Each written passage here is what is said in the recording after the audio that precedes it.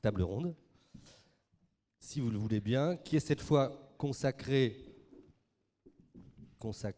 oui, aux déchets, c'était bien ça, consacrée à la gestion des déchets, qui est un autre sujet majeur des métropoles mondiales. Et pour en parler, j'appelle Monsieur Joachim Carlsson, qui nous fait l'honneur de venir de Suède. Vous êtes président d'Invac Group.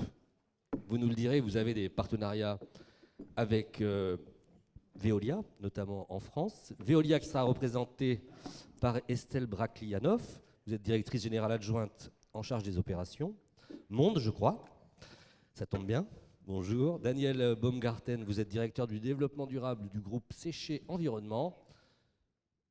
Je m'excuse d'avoir la voix un peu obstruée par mon rhume persistant. Et Jean-Luc Petit-Huguenin, vous êtes président directeur général de Paprec Group et vous êtes à ma gauche, voilà.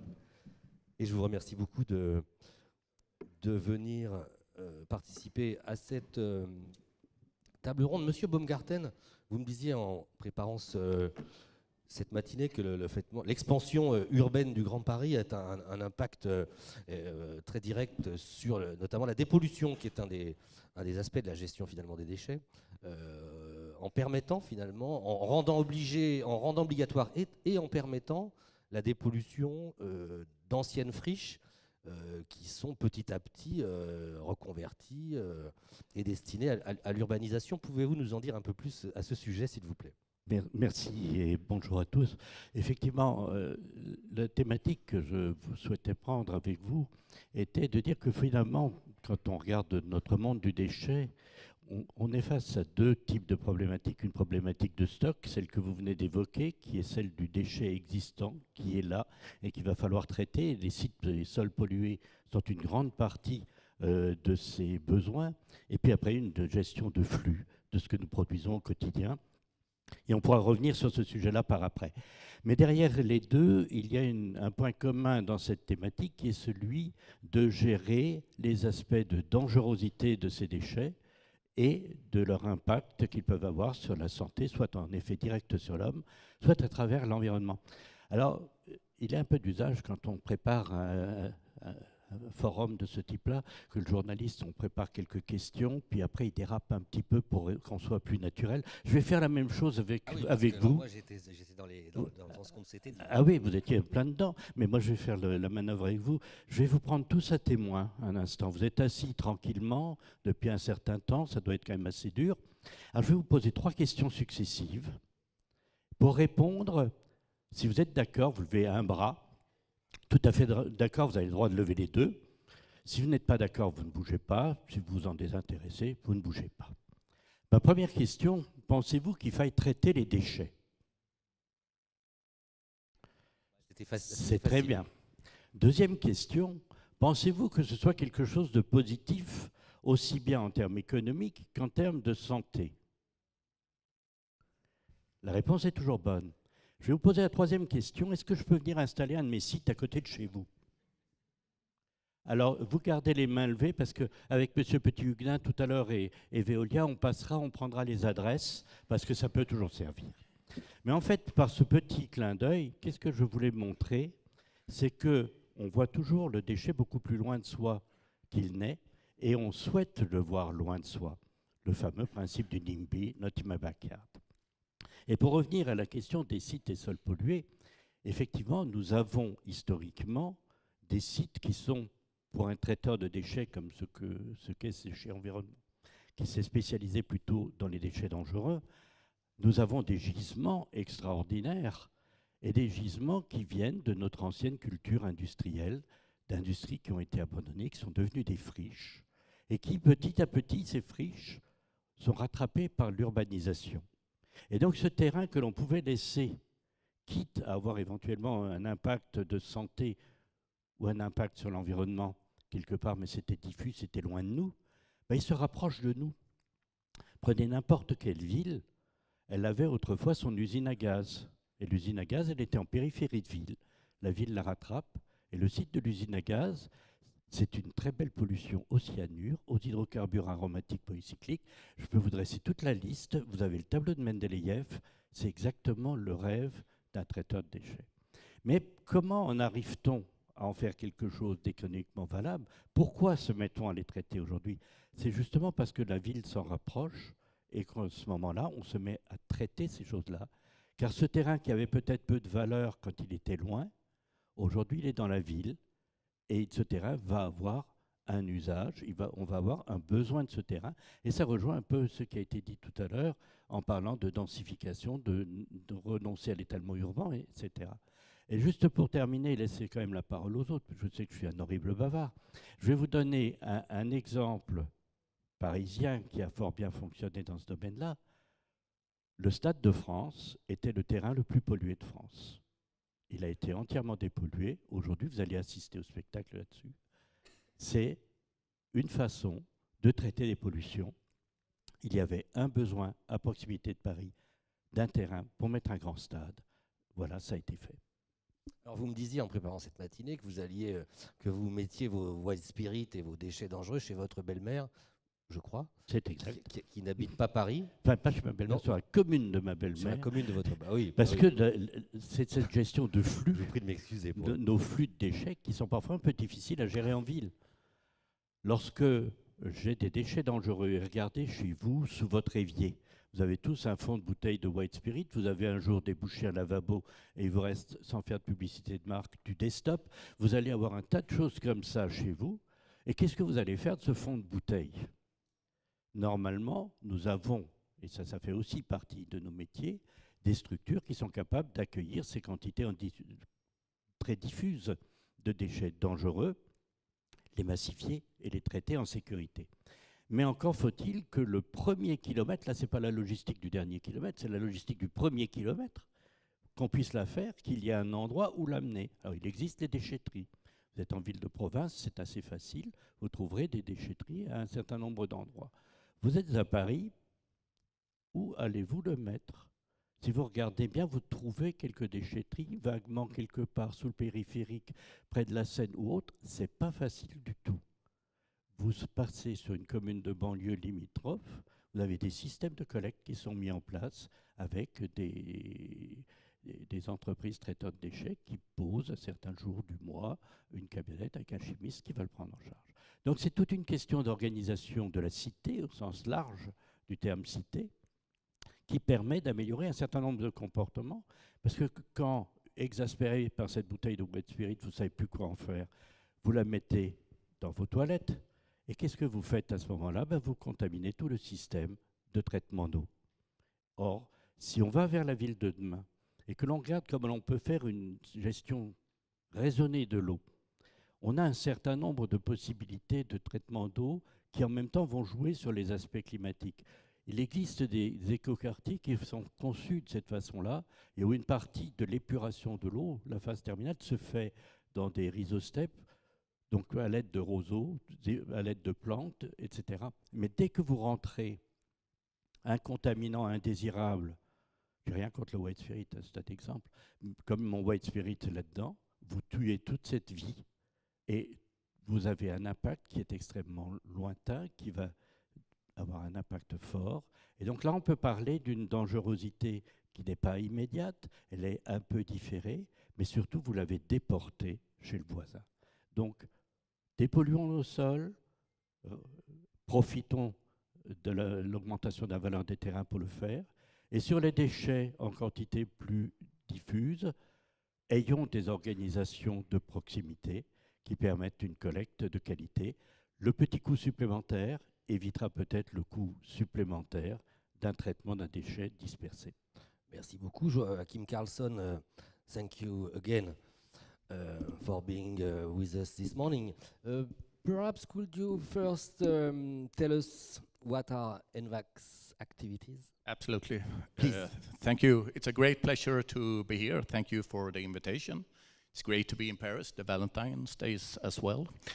So who are NVAC? We are a Swedish company. We are the pioneer in automated waste system. We invented the system, and today we are a global company with 35 offices in 22 countries. I also would like to ask you, gentlemen, ladies and gentlemen, a question. Can you imagine a city without waste collection trucks? I can see some nods. That's good, because this is possible. And this is what we work with. We offer smart solution for urban environments, so residential areas, mixed-use areas, city centers, as well as hospitals and airports. And I would like to describe NVAC as the disruptor. We are the game changer, and we take the waste collection to the next dimension. We take it into the city development, we take it into the city's infrastructure. And our vision is that automated waste collection system will become a natural part of the city's infrastructure, as natural as water, sewage, and electricity. And we can see that vision is possible. And many attractive cities around the world is going in this direction.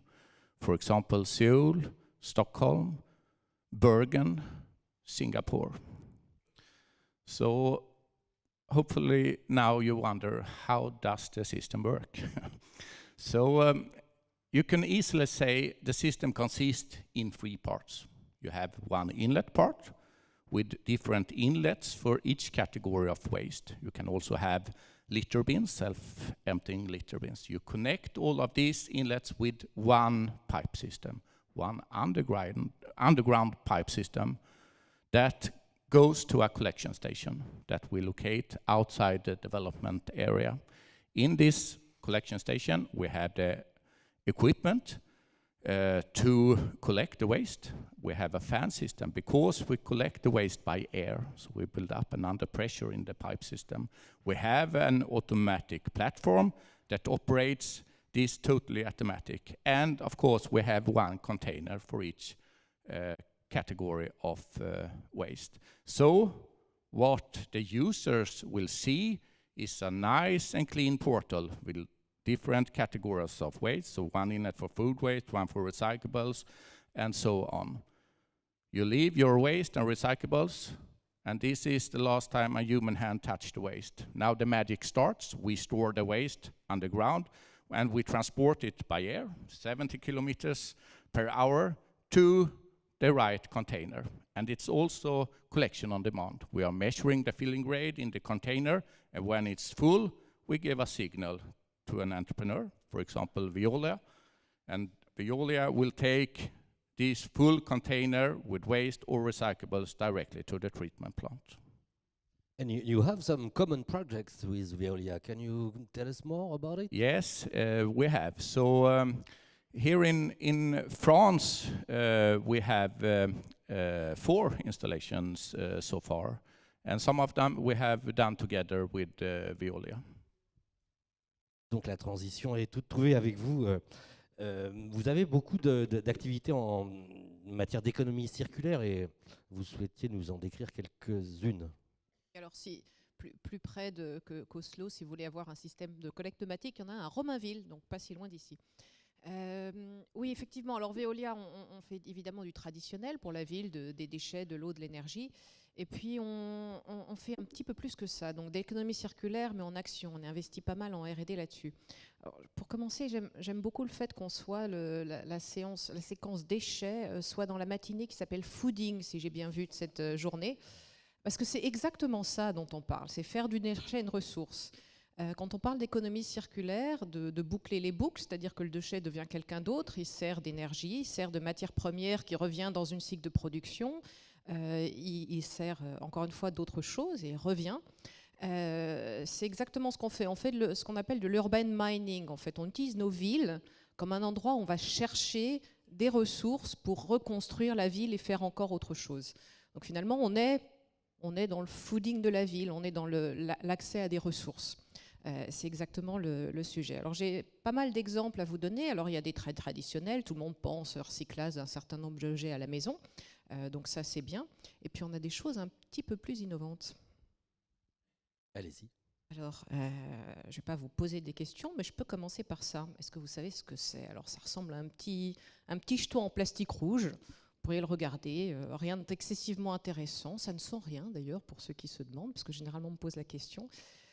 Sauf qu'au lieu d'être fait à partir de pétrole, ce petit jeton en plastique rouge, on l'a fait à partir de bouts de station d'épuration. C'est un procédé qui marche parfaitement bien, en l'occurrence qu'on a développé en Belgique, dans une grande station d'épuration à Bruxelles. Pourquoi est-ce que ça reste sur un projet de R&D? C'est que pour l'instant, ça coûte encore plus cher de le produire comme ça que de le produire à partir de pétrole. Mais on ne désespère pas, on continue à essayer d'améliorer le rendement pour qu'à un moment donné, ça devienne une vraie solution d'ampleur sur le plastique. Si je vous prends un deuxième exemple, vous parliez derrière de déchets de chantier également comme sujet. Quand on parle du Grand Paris, on pense tout de suite aux grands travaux. Il y a des déchets de chantier. Il y a les matériaux de construction, donc il y a pas mal de choses qu'on fait déjà. Et il y a des choses un peu plus innovantes là aussi, qui sont d'utiliser du déchet de verre. Donc là, c'est du verre avec un certain nombre de cochonneries dedans, hein, parce que généralement, c'est moyennement bien trié. Donc on n'a pas que du verre, on a ce qui reste dans la bouteille de verre, par exemple. Et on transforme ça en isolant pour des maisons, pour des nouvelles maisons. Alors ça, c'est un projet qui est au nord de la Grande-Bretagne. Je suis venue avec des exemples internationaux, évidemment. La France est en avance là-dessus. Et un troisième qui serait, alors ça, c'est plus cher.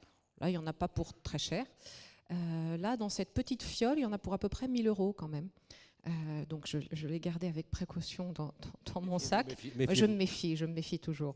Et là, donc, on est sur du palladium.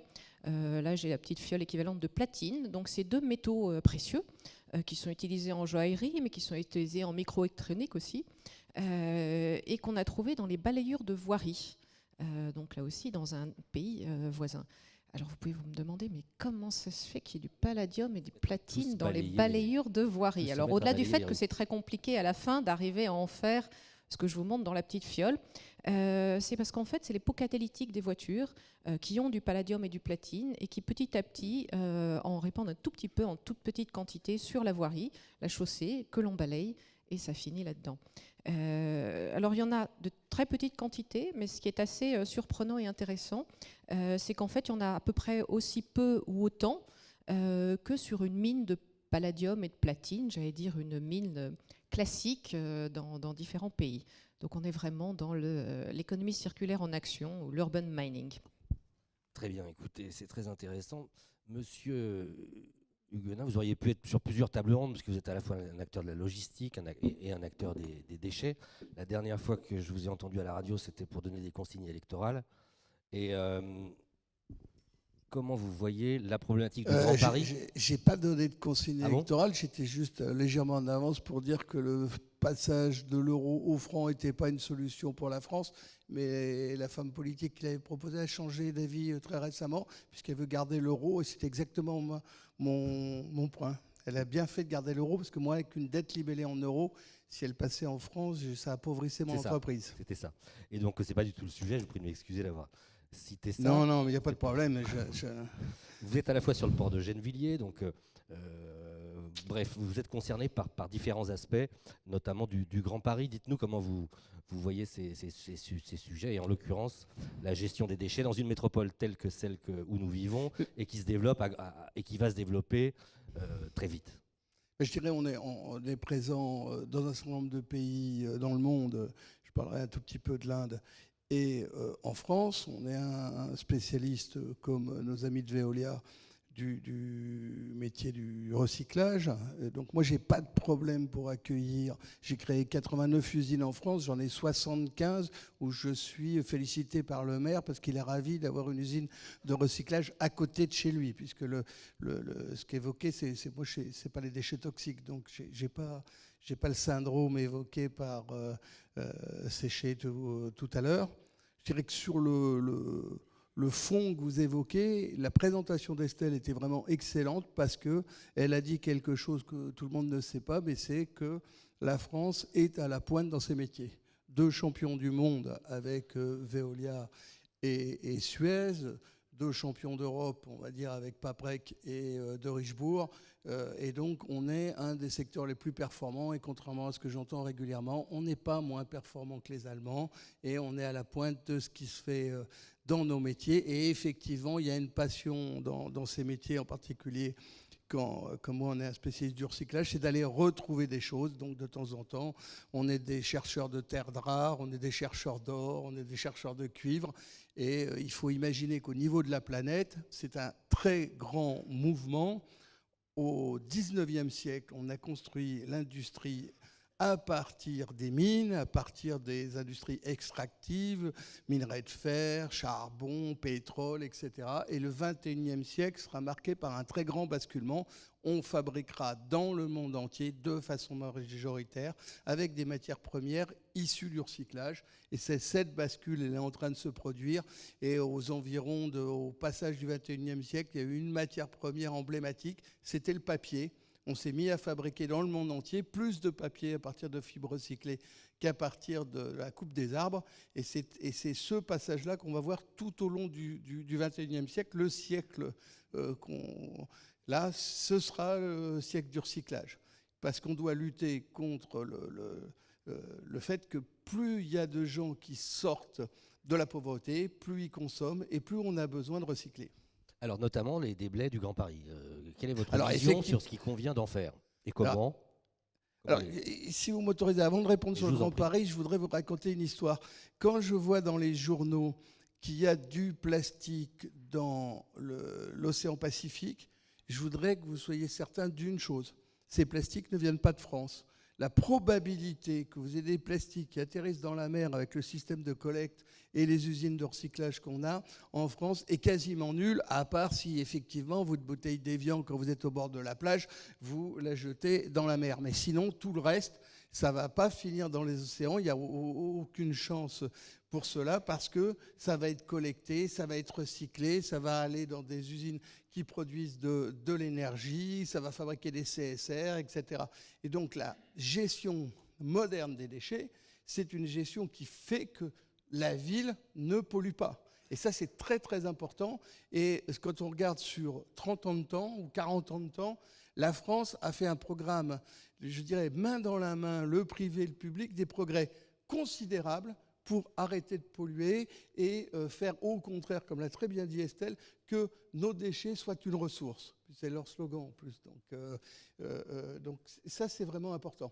Quand je suis en Inde, eh bien, effectivement, c'est des milliers de tonnes, dizaines de milliers de tonnes, centaines de milliers de tonnes qui partent direction la mer ou dans la mer directement ou direction les rivières. Et c'est comme ça qu'on va retrouver une pollution à peu près partout et qu'on va retrouver des choses dans l'océan Pacifique. La première chose, c'est ce qu'on met en place, d'ailleurs que ce soit nos amis de Veolia ou nous-mêmes.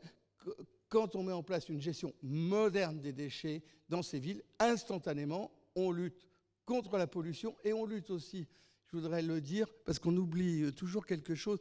Vous savez, cette bouteille-là, elle vous garantit quelque chose d'absolument formidable, c'est que c'est de l'eau pure à l'intérieur. Et donc, les progrès de l'emballage sont absolument déterminants sur la santé humaine. On ne se rappelle pas, hein, la peste, le choléra, des tas de choses. C'était l'époque où on ne savait pas collecter correctement les déchets. Et donc, on participe.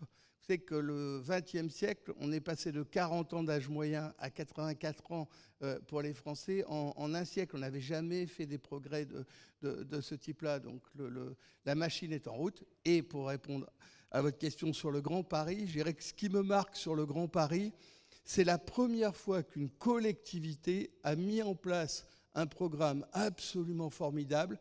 D'accord, je forge, je fais des métros, je fais des... etc.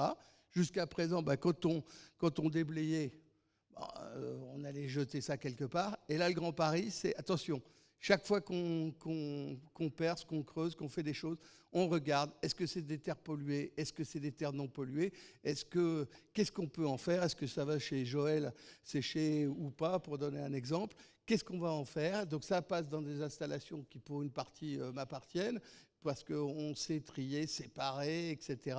Mais je dirais que si je devais mettre en avant un progrès formidable du Grand Paris, je dirais traçabilité. C'est la première fois qu'à cette échelle-là, on a vu un programme aussi important.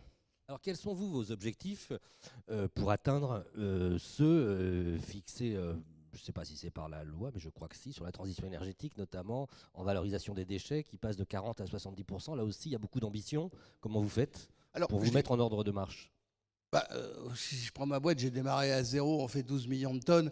En 25 ans, on est parti de zéro de chiffre d'affaires, on fait 1,7 milliard maintenant, on emploie 9000 personnes. Donc, je dirais en emploi vert on a investi 1,2 milliard dans nos usines en France. Donc, inutile de vous dire qu'il y a un vrai business, ça marche, ça fonctionne, un business économique, donc c'est déterminant. La question que vous me posez, mais il vaudrait presque mieux la poser à ma voisine parce qu'ils font beaucoup plus de choses que moi-même. Moi, je suis un spécialiste du recyclage matière et puis sur le recyclage énergétique, il est en train de monter. Alors, eux sont beaucoup plus forts parce qu'ils en font déjà énormément plus, donc je vais leur passer la parole et elle donnera une réponse plus correcte que moi. Mais ce qui arrive, et ce qui est vraiment intéressant, c'est ce qu'on appelle les CSR, aujourd'hui, combustibles de substitution, qui, en Allemagne, sont qualifiés pour faire de l'électricité verte et qui, pour l'instant, ne le sont pas en France. C'est pour ça qu'ils se développent beaucoup plus en Allemagne ou en Suède qu'en France, mais je ne suis pas désespéré. Le jour où le gouvernement voudra accélérer la transition énergétique, il va les qualifier à son tour, et à ce moment-là, vous verrez que le pourcentage va progresser. Oui, j'en profite pour reformuler ma question. J'ai un peu mal formulé, c'est comment vous contribuez à l'atteinte de ces objectifs de valorisation de 70% des déchets de chantier à l'horizon 2020 ? Alors, la première chose à dire, c'est que dans le déchet, il y a quand même un principe de base qui est la hiérarchie des traitements, qui est que la première chose, c'est le première bien chose, c'est le déchet qu'on ne produit pas. Donc, on réutilise des trucs. Après, on essaie de faire du recyclage. Et si on n'a pas le choix, alors on essaie d'en faire de l'énergie. Et le dernier choix, c'est de les mettre dans des décharges. Ça reste un principe de base. Ce qui veut dire qu'on est dans des solutions très complémentaires. Je commence par dire ça. Donc tous les pays, d'ailleurs, on a vu deux personnes qui venaient de Suède sur scène à cette table ronde et la précédente. Tous les pays scandinaves démontrent que plus il y a de recyclage, plus il y a d'ailleurs d'incinération, par exemple, contrairement à ce qu'on peut penser généralement. Parce que c'est des solutions très complémentaires. Quand on n'a pas la possibilité de l'un, alors l'autre, c'est très bien, et c'est beaucoup mieux que de mettre ça dans une décharge, même si les décharges peuvent elles-mêmes produire de l'énergie. Tout ça pour dire que oui, alors le CSR, c'est une révolution, parce qu'on pense à une usine d'incinération classique qui gère les déchets des habitants qui sont juste à côté. L'étape d'après, c'est d'essayer d'utiliser non pas seulement cette usine d'incinération pour brûler des déchets, mais pour produire de l'électricité. L'étape d'après, c'est produire de la chaleur. Donc on a tous les réseaux de chauffage urbain qu'on alimente. Et c'est une façon de se dire, un chauffage urbain, il est quand même beaucoup mieux alimenté par ça que par du charbon, par exemple. Et c'est le cas dans les pays de l'Est. On a pas mal de projets où on remplace petit à petit des centrales à charbon qui alimentent des réseaux de chauffage urbain par des centrales à CSR, c'est-à-dire des centrales qui brûlent du déchet à la place. Alors du déchet qui ne peut pas être recyclé, en fait, pour différentes raisons. Et donc on a des projets partout en Europe sur ce sujet-là, donc du fuel de substitution fait à partir de déchets. Ce qui est assez fascinant, c'est que c'est tellement devenu un vrai fuel qu'il y a des prix de marché associés à ça et que ça circule. Donc on a aujourd'hui une logistique à travers de l'ensemble de l'Europe de flux de fuel, de déchets de substitution, avec une petite exception qui est effectivement la France pour différentes régions législatives. Mais donc on a des flux qui vont de Grande-Bretagne, en Scandinavie, d'Allemagne, dans Pologne et ainsi de suite, très très régulièrement et qui font des milliers de kilomètres parfois, parce que c'est beaucoup mieux que de brûler des fossiles traditionnels. Merci beaucoup. Joachim Carlson, blockchain, artificial intelligence, IoT. How do you integrate these new tools in your process? Good question. I think this is very, very important, and I think this will transform this industry even more. We talked a lot about waste minimization, waste sorting, and recycling. And understanding the human behavior, understanding the human motivation, I think is critical for designing a solution to minimize these areas. And here, new technology, digitalization, and artificial intelligence can help a lot. And I think a key here is to make it easy for the users to do the right thing. And also a key is to measure and give feedback. And this we work with a lot in the NVAC group. So we have the ambition to lead the development of digitalization and artificial intelligence. May I give one example? Yes.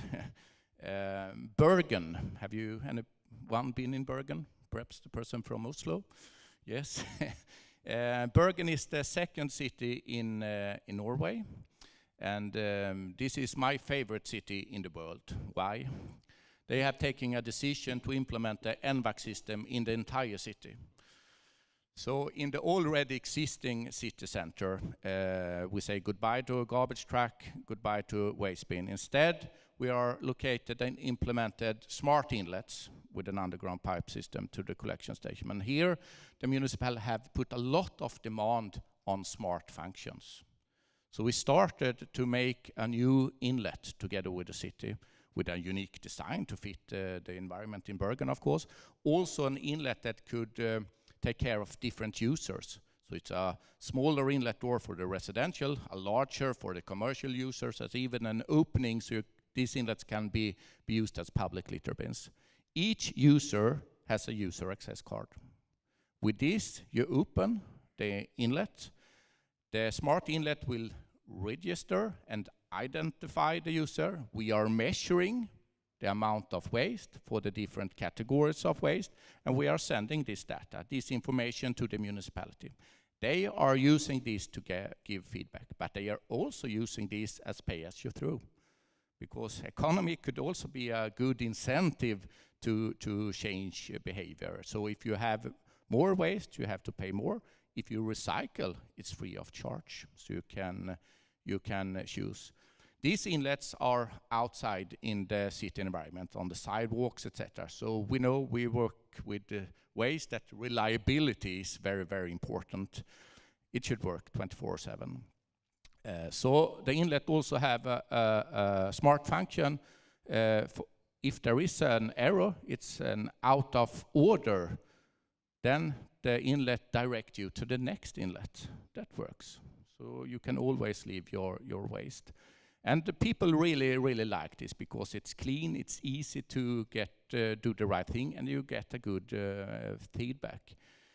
Flexibility is also very important because we can see some categories of waste is increasing, some is decreasing. One category of waste that is increasing is cardboard, and that's due to the e-shopping. People do the shopping by the intranet, and you will have a big cardboard package. We developed an outdoor inlet with a wider inlet door, so it's easy to get rid of this. We are shredding this and can take this as a single fraction as well. So I think this is very important, and this will transform the business even more. And the next step will be to integrate this data with the rest of the infrastructure. Thank you very much. Il nous reste 13 minutes. Même question à vous trois. Les nouveaux outils, l'intelligence artificielle, comment vous intégrez, notamment, mais tous les autres, comment vous intégrez la digitalisation technique dans vos processus? Alors, on va la retrouver à deux niveaux. On va la retrouver d'abord dans la relation commerciale. On a beaucoup insisté tout à l'heure sur la notion de traçabilité. Et tel que notre système était conçu jusqu'à il n'y a pas si longtemps que ça, nous générions des quantités de papier absolument phénoménales, avec en plus une difficulté de repérer effectivement l'information intéressante, la synthèse que l'on pouvait avoir de tout ça. Et puis le deuxième volet, comme nos métiers de traitement de déchets dangereux sont essentiellement des métiers de chimie, c'est toute l'évolution des process chimiques que l'on va avoir et tous ces pilotages d'installation. Mais je voudrais dire un petit mot aussi sur ce que vous avez dit tous deux tout à l'heure sur la valorisation énergétique. C'est un point qui nous semble absolument fondamental. Et si on convertit l'énergie qui est récupérée depuis les déchets en France, que ce soit à travers le biogaz ou que ce soit à travers la chaleur récupérée des incinérateurs, donc chaleur et électricité, la quantité que l'on récupère en France correspond à peu de choses près à l'équivalent de 4 tranches de centrales nucléaires. On en a 58 en France, si elles fonctionnent toutes, c'est l'équivalent de 4 tranches. Alors on peut le faire aussi vers les énergies renouvelables. Ça fait à peu près l'équivalent de 5000 éoliennes terrestres telles que nous les avons aujourd'hui, c'est-à-dire à peu près le parc d'aujourd'hui de ces éoliennes. Alors on peut essayer de se faire une idée de ce que ça représente en occupation de paysage. Si on mettait les éoliennes sur une ligne droite, vu les distances réglementaires par rapport aux pales, etc., ça ferait une longueur de 3500 km. En d'autres termes, c'est un apport absolument important à notre mix énergétique que de valoriser cette énergie venant des déchets qui, comme ça a été bien précisé tout à l'heure, est faite à partir de déchets qui, eux, ne peuvent plus être recyclés matière pour différents motifs, hein. Mais tout n'est pas recyclable en matière, et surtout pas économiquement. Mais donc, pour ce qui reste, c'est une véritable voie d'avenir. Et il a été mentionné le CSR. Le CSR, on a monté une unité spécifique qui permet d'approvisionner en chauffage urbain la ville de Laval. Donc on est effectivement dans le schéma d'écologie circulaire, on est dans tout cet ensemble-là. Mais en même temps, comme c'est en race campagne, ou limite ville-campagne, la chaleur en été est utilisée par les agriculteurs qui déshydratent leur fourrage. Et donc c'est de pouvoir trouver les usages à contretemps en fait, de cette énergie. En hiver, pour ce dont nous avons besoin pour notre chauffage.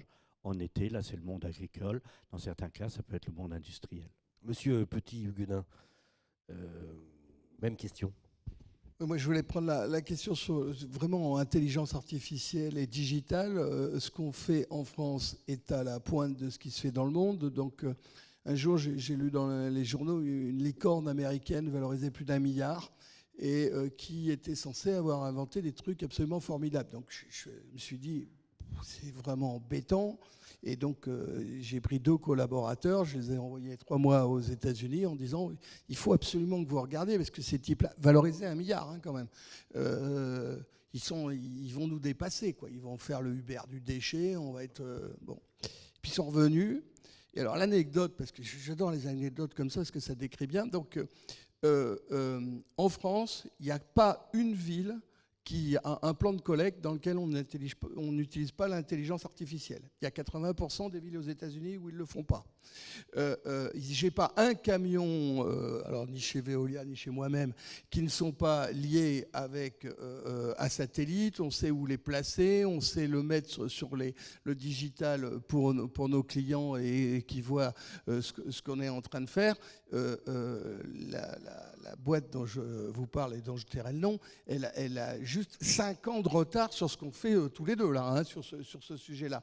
Et puis, je dirais un autre exemple, parce que ça va intéresser les gens. Quand vous jetez aujourd'hui dans votre poubelle jaune à Paris, là, d'accord, que ça vient dans nos usines quelque part autour de Paris, il faut savoir que tous les jours, aujourd'hui, on a des robots qui travaillent. C'est plus à des mecs qui trient, c'est des robots et les gens sont uniquement dans le surtri. Et nos robots, on leur apprend avec l'intelligence artificielle, on leur donne des milliers de photos sur les canettes et machins. Parce que, et aujourd'hui, on est capable, ça va vous faire rire, techniquement, on sait dire à un robot, retrouvez-moi que les bouteilles de Coca-Cola ou retrouvez-moi que les bouteilles d'Evian. On sait faire des choses comme ça. Et c'est pas c'est des dizaines d'usines en France qui sont équipées, c'est des démonstrations qu'on sait faire, et donc on est vraiment une industrie à la pointe. Et si vous m'autorisez, s'il y a des amis américains, on veut bien visiter les endroits où ils nous dépassent. Estelle, même question. Et on a effectivement vu avec la même surprise cette boîte en se disant mais c'est quoi cette histoire valorisée 1 milliard? On pense à la même, je pense. Non, globalement, alors le digital pour nous, c'est partout. C'est pour les salariés, on pourrait en parler, mais c'est tous les sujets de collaboration, qui dans une boîte comme Veolia, qui a 170 000 salariés, est un vrai sujet. Comment on fait en sorte d'avoir accès au meilleur de ce que fait Veolia à n'importe quel endroit dans le monde, au Chili comme à Harbin, au nord de la Chine. Donc le digital nous aide à ça. C'est le digital pour les clients. Ça veut dire que ce soit facile, aussi facile, j'allais dire, de commander une prestation Veolia pour un client que de commander un truc sur Amazon, j'allais dire. Je clique là-dessus, je commande des trucs, je me plains quand il y a à se plaindre, mais que ce soit aussi simple. Et évidemment, ça nécessite pas mal de choses. Et puis, c'est le digital pour les opérations. Donc, c'est plutôt ce à quoi faisait référence Jean-Luc. Là-dessus, il y a la collecte, si je prends les sujets de déchets, mais on a les mêmes sujets sur l'eau ou sur l'énergie. Il y a la collecte, il y a le traitement, et puis il y a les services. Alors la collecte, ça veut dire équiper, et on a tout notamment équipé d'un certain nombre de puces, les poubelles également. Récupérer de la donnée, c'est le sujet essentiel. C'est quoi le digital? C'est récupérer de la donnée. La récupérer, la nettoyer, la qualifier, la secouer un peu avec du machine learning pour en faire quelque chose. Et en l'occurrence, ça nous permet de faire quoi, par exemple? Ça nous permet de faire 2-3 trucs. Par exemple, si je prends un grand sujet de grande distribution, alors je vais prendre un exemple de l'autre côté de la Manche, comme ça je n'aurai pas de sujet de marque ici. Asda, qui est une filiale de Walmart, ils ont 3500 magasins en Grande-Bretagne. Le patron de Asda, il peut prendre son téléphone et à n'importe quel moment dans la journée, en l'occurrence ce sera plutôt le patron des achats pour de vrai, regarder chaque magasin, combien il a produit hier de cartons recyclés, en l'occurrence, de déchets de nourriture voilà, qu'on va ensuite mettre dans des méthaniseurs et ainsi de suite. Pourquoi ça a de la valeur? Parce que ça lui permet de se dire, tiens, comment ça se fait que tous mes magasins ils sont à tel pourcentage de ratio de recyclage, sauf les retardataires qui ne devraient pas. Et généralement, ça lui permet à lui, à mon client donc, d'aller regarder ces magasins-là en se disant, mais comment ça se fait que ça ne se passe pas pareil, et de remonter les ratios de recyclage dans ces magasins. Donc on lui rend de la donnée. On ne lui rend pas juste un service de collecter ses déchets et de les recycler, on lui rend de la donnée sur ses propres opérations. Et ça a une valeur absolument folle. Puis après, on peut imaginer des choses un peu plus disruptives. Pourquoi pas collecter les poubelles que quand elles sont pleines, plutôt que quand c'est prévu d'avance? Alors généralement dans les villes, elles sont assez souvent pleines parce qu'on est en France avec il y a beaucoup d'habitat vertical, on a beaucoup d'appartements, donc généralement la question est moins celle-là.